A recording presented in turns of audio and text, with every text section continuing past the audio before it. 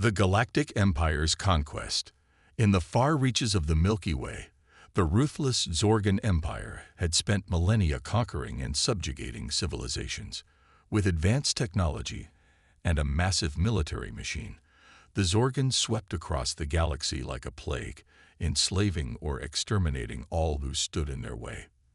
Their ships, sleek and angular crafts that resembled predatory birds, would descend on unsuspecting worlds and unleash swarms of genetically engineered super soldiers. These monstrous troops, all muscle and teeth, would make short work of planetary defenses. Once the Zorgans took orbit, they would bombard major cities into rubble before sending in the shock troops for mop-up operations and establishing a puppet government. Resistance was met with overwhelming force and bloody public executions, broadcast across the holonet as a warning. News of the unstoppable Zorgan advance spread, as did the tales of their cruelty. Mass executions, torture, entire cities razed and populations enslaved. Those who were conquered lived in constant fear, while free worlds dreaded the day the predators would come for them. Earth had watched the Empire's unchecked expansion with growing alarm. The solar system's defenses were bolstered and humanity's combined space fleet was put on high alert. But in a few short decades, the Zorgans were at the doorstep, hungry for new slaves and resources. The invasion began with a flash in the sky as a massive Zorgan armada dropped out of hyperspace near Jupiter. Powerful beam weapons and swarms of eye-guided missiles tore into humanity's defenders, shredding the unprepared fleet in a matter of hours. Earth could only watch in horror as their protectors were swatted aside. Next came the bombardment, as the Zorgans mercilessly pounded humanity's cities from orbit, killing millions. They jammed communications and knocked out power grids, spreading chaos and fear. Earth's forces fought back valiantly, but they were hopelessly outmatched against the high-tech alien war machine that had conquered 1,000 worlds. After 2 days of brutal orbital strikes, the Zorgans landed their ground forces to mop up the resistance and claim their prize. Huge dropships disgorged armies of bioengineered troops, armed with plasma rifles and nano-armor. The soldiers of Earth fell back in disarray as the monsters overran their defenses. Soon, the great cities of Earth were occupied by Zorgan forces. A few pockets of resistance held out, waging a desperate guerrilla war, but they were horribly outmatched. Most surviving national governments announced a surrender to spare their populations from annihilation. Earth was now under the boot of the Zorgan Empire. As a final insult, the alien conquerors installed a quisling human leader to act as their puppet governor. The remaining free humans were forced into slave labor, toiling to strip their homeworld of resources for the Zorgans. The invaders built spiky obsidian towers in the ruins of human cities as a constant reminder of their dominion. Earth had fallen in mere days, conquered by an unbeatable alien force. The cradle of humanity was now just another slave world in the Zorgan Empire, its people destined for a short, miserable existence serving their new masters. The unstoppable Zorgan conquest continued, and the future looked bleak for the galaxy. Earth's dire situation. With the fog of war settling, the terrible reality of Earth's defeat sank in. The once vibrant cities of humanity lay in ruin, shattered by orbital bombardment and ground assault. Fires raged out of control, choking the skies with thick black smoke. Unburied bodies lined the rubble-strewn streets, grim reminders of the swift and merciless Zorgan invasion. The surviving militaries of Earth's nations had fought bravely, but they were swept aside like leaves before a hurricane by the technologically superior alien forces. The Terran space fleet was reduced to a debris field orbiting the moon, while armies that once seemed formidable had been decimated. Abandoned tanks and fighting vehicles littered the landscape around smashed defensive lines. Those civilians who had not made it to the sparse underground shelters in time wandered shell-shocked through their broken cities, scrounging for food and water amidst the rubble. The Zorgans largely ignored them for now, seeing the pathetic scavengers as no threat. Many humans were simply shot on sight by the alien patrols for sport or target practice. A few ragged bands of resistance fighters escaped the initial onslaught and went to ground, hiding in remote areas and the labyrinthine subway tunnels beneath the cities.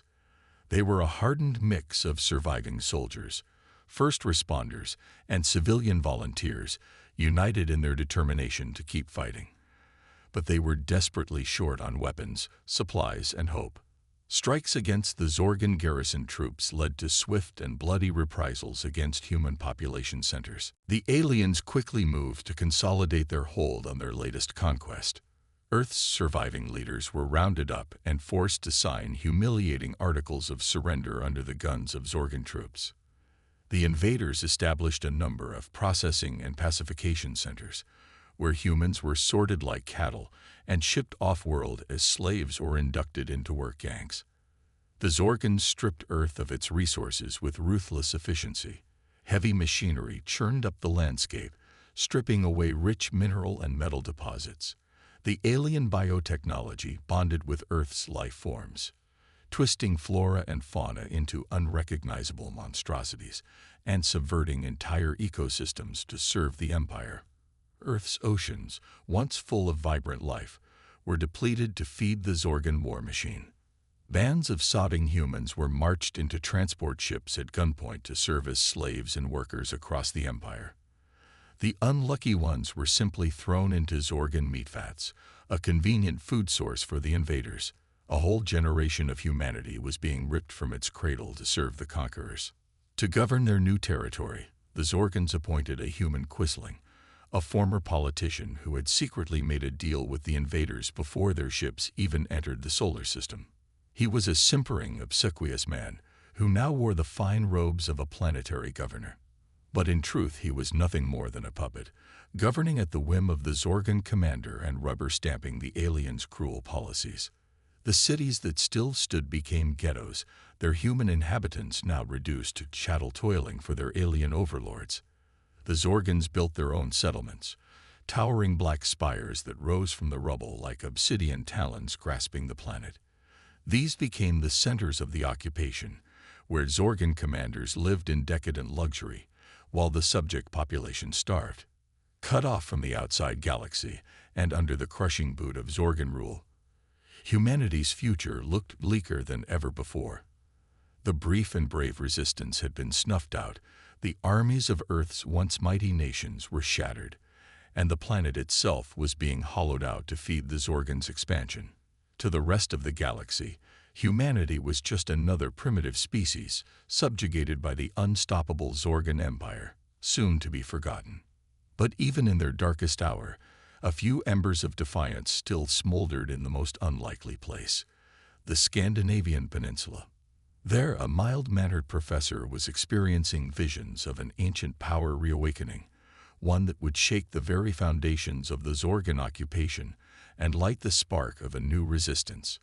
The Viking revival. Professor Erik Larson had always been fascinated by his Viking heritage. As one of the world's leading experts on Norse history and culture, he had spent his life poring over ancient sagas, delving into archaeological digs, and bringing the stories of his ancestors to life for his students at the University of Oslo. But lately, his dreams were filled with more than just academic curiosity about the past. As he slept, he found himself standing on the prow of a Viking longship, the salt spray stinging his face and the wind whipping his hair. He could feel the worn wood of the deck beneath his feet, hear the creak of the oars and the snap of the sail.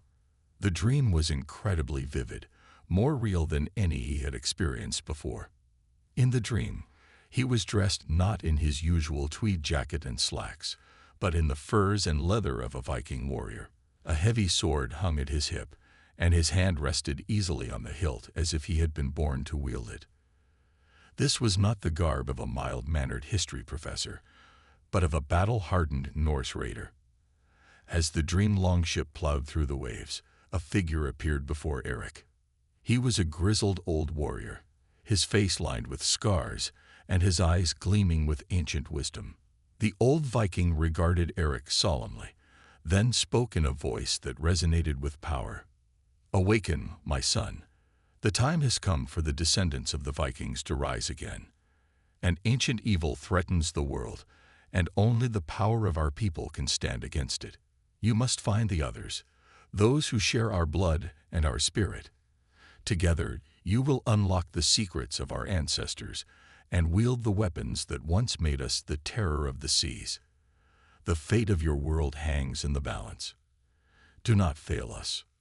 With those words, the old warrior vanished and Eric jolted awake, his heart pounding. The dream had been so real, so vivid, that he could still feel the salt on his skin and the sword at his side. He knew with a sudden, unshakable certainty that it had been more than just a dream. It was a vision, a message from the past calling him to action. In the days that followed, Eric threw himself into his research with a newfound intensity. He scoured the old sagas and legends, looking for any clue to the meaning of his vision. He found references to an ancient Viking prophecy, one that spoke of a time of great darkness when the descendants of the Norse warriors would be called upon to defend the world. As he dug deeper, he discovered stories of hidden strongholds and secret weapons, powerful artifacts that the Vikings had wielded in their battles against mythical beasts and giants. Could these tales hold a kernel of truth? Could the Vikings have possessed advanced technology that had been lost to history? Eric knew he had to find out. Guided by the visions that continued to haunt his dreams, he set out on a journey across Norway, following clues left by his ancestors. His search led him deep into the remote wilderness, to places unmarked on any modern map. Finally, in a hidden fjord guarded by towering cliffs, Eric found what he was seeking. Set into the living rock was a massive stone door, carved with intricate Norse knotwork and runes that seemed to glow with an inner light. As he approached, the runes flared brightly and the door swung open, revealing a passage that led deep underground. With his heart in his throat, Eric descended into the hidden stronghold of his ancestors. What he found took his breath away. A vast chamber filled with advanced technology that seamlessly blended the ancient and the futuristic. Sleek, gleaming machines hummed with power, while weapons racks held swords, axes, and shields that glowed with energy.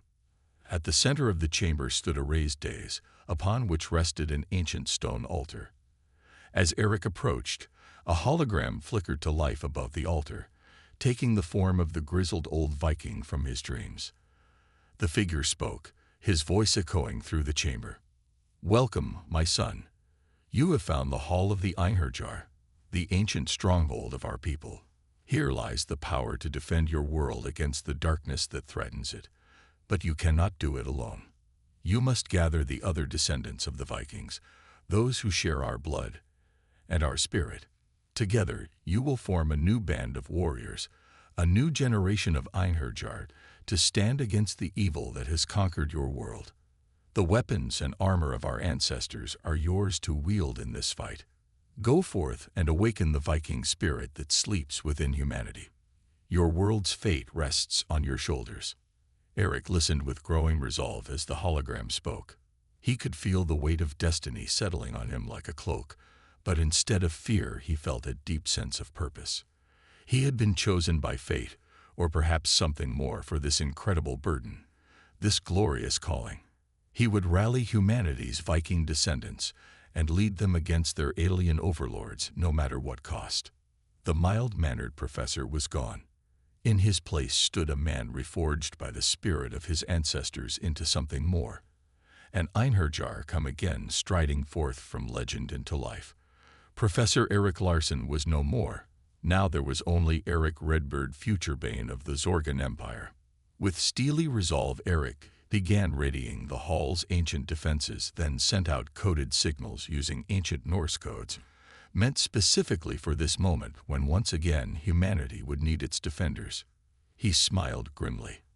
The Zorgs were about to learn just what happens when you awaken fury hibernating in a human heart. Already he saw lights moving toward his position from all directions as brothers and sisters across Scandia got message loud clear. Onward, to glory and ruin, destiny awaits. Striking back at the Empire, word spread like a wildfire among the Norselands. An ancient power had reawakened, and with it, a call to war against Earth's alien conquerors. Guided by Eric's visions and signals, Men and women from across Scandinavia began a secret pilgrimage to the Hall of the Einherjar.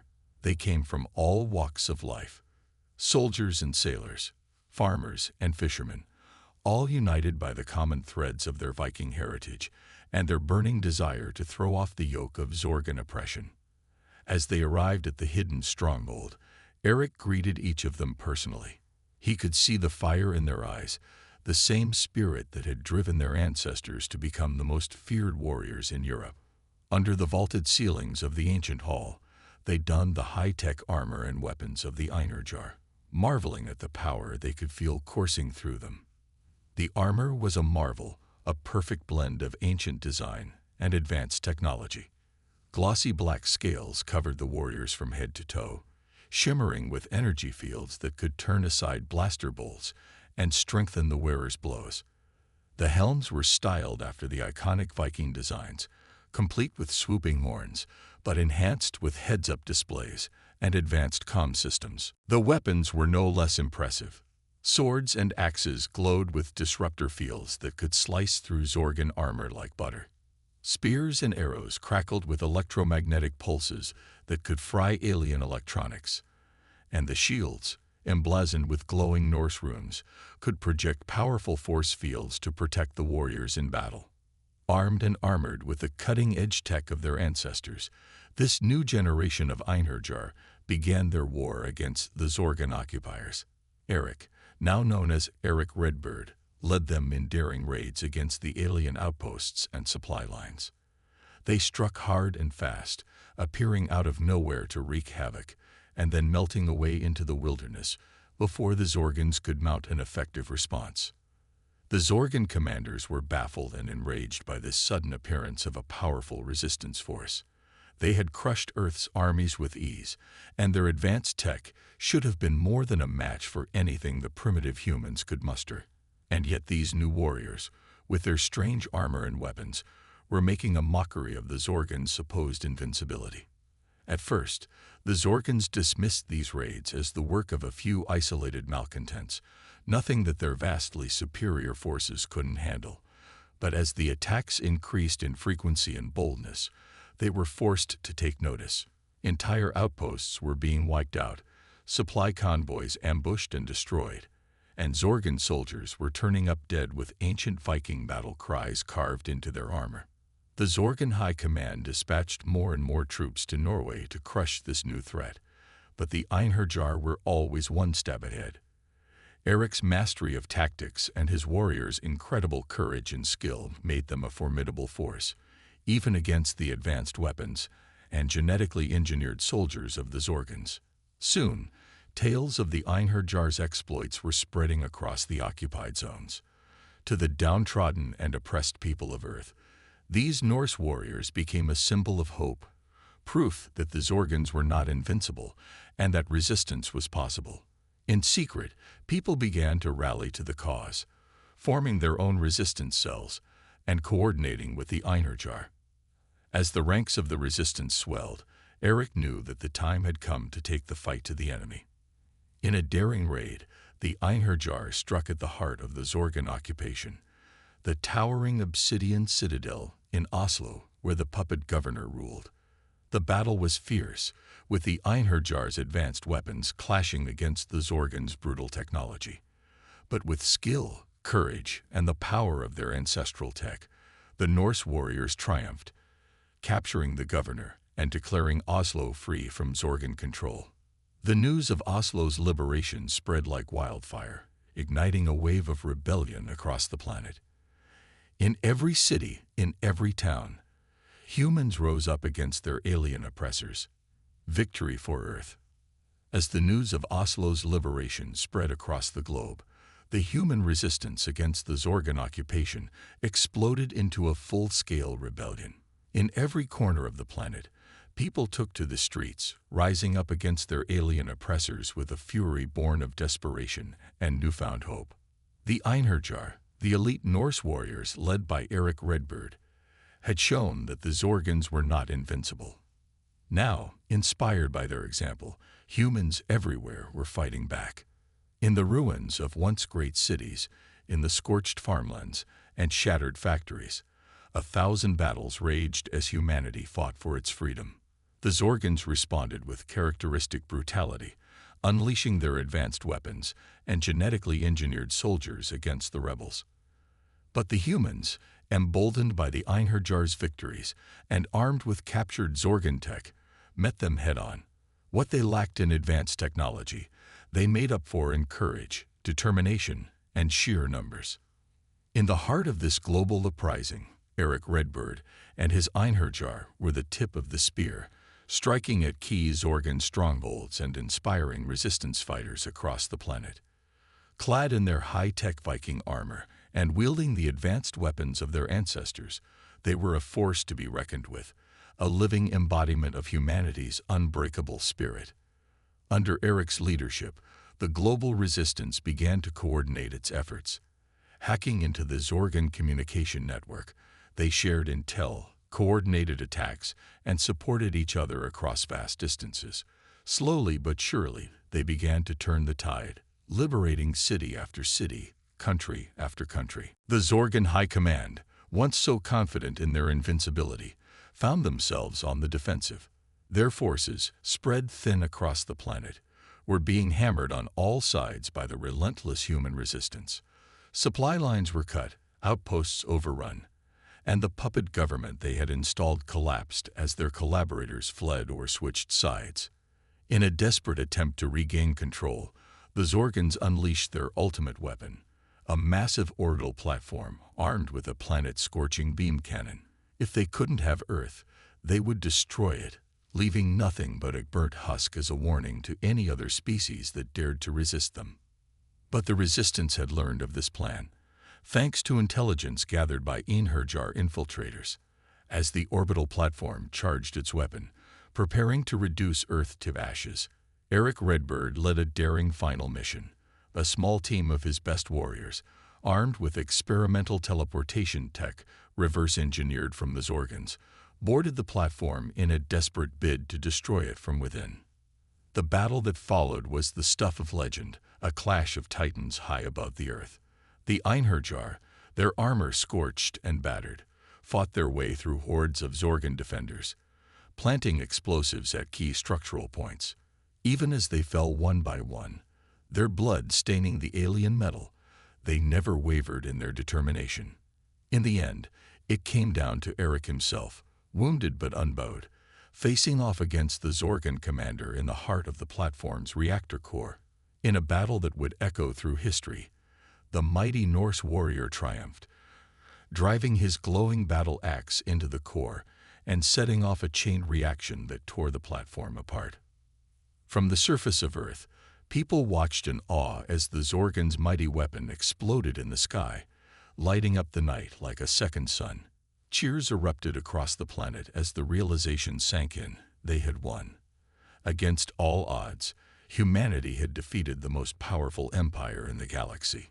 In the aftermath of that final battle, the remaining Zorgan forces on Earth surrendered en masse. The once mighty conquerors were now prisoners on the world they had tried to subjugate. Earth was free, and the Zorgan Empire, its myth of invincibility shattered, soon found itself under assault as dozens of other conquered worlds rose up in rebellion. Amid the celebrations that swept the liberated Earth, the survivors of the Einherjar gathered one last time in the hall of their ancestors. They had paid a heavy price for their victory, with many brave warriors lost in the war. But as Eric Redbird looked around at the battle-scarred faces of his comrades, he knew that their sacrifice had not been in vain. They had proven, beyond any doubt, the strength and resilience of the human spirit.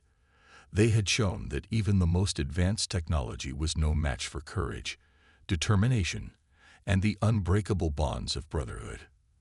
The Einherjar had reawakened the Viking spirit in humanity, and in doing so, had changed the course of galactic history.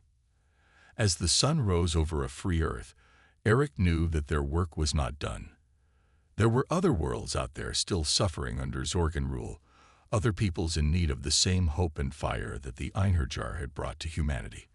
The Vikings of old had been explorers as well as warriors, and now their descendants would carry on that tradition, spreading the light of freedom across the stars.